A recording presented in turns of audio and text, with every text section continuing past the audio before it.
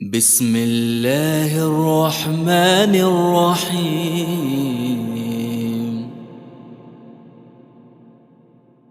لإيلاف قريش إيلافهم رحلة الشتاء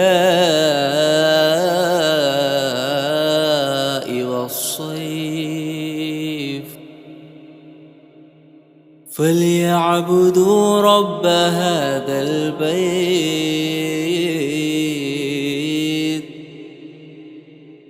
الذي